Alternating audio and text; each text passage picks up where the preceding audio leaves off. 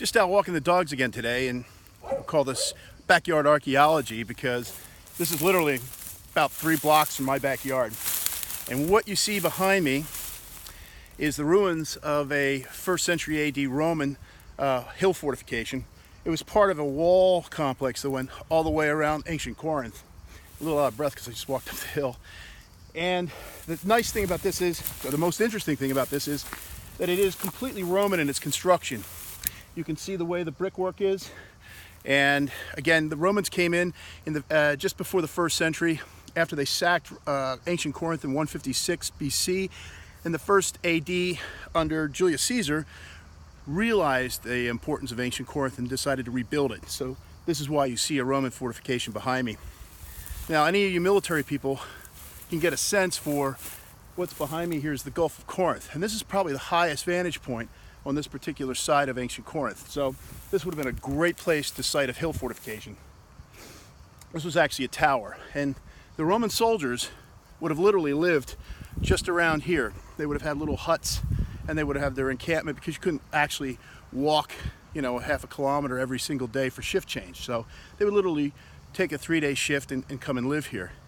So what I did after this recent rain is I kicked around here behind me, and I found a couple of artifacts. I think the most interesting thing was I found an oyster shell. Now, oysters really haven't grown or haven't been indigenous to the Gulf of Corinth for a very long time, and the Greeks around here don't eat them, not really. So, but the Romans were really fond of them, and the ancient Greeks loved them. Now, the ancient Greeks really were the first ones to cultivate oysters, and they did because they discovered oysters. The fishermen discovered that oysters, baby oysters, used to like to cluster around pots, pot shards that were discarded in the water. And so what all the villages did then were to take all their discarded pot shards, throw them in the water, and thus they've had your first aquaculture with oysters. The other interesting aspect of oysters in ancient Greek life was that in ancient democracy, they used to write the names on oyster shells for whom they wanted to vote for, and they drop it in a pot. And that's how they elected people.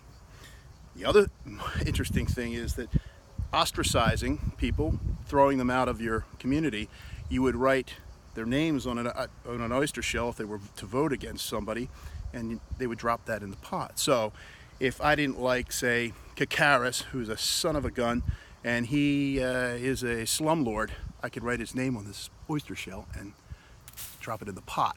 So all of these places have stories. There's just little fragments, and each of the little fragments have really, I think, cool stories. I'm going to try to, again, walk around and expose these little stories because you'll never see it on a tourist guide, and you'll just come and take a selfie, sort of like me, without the story.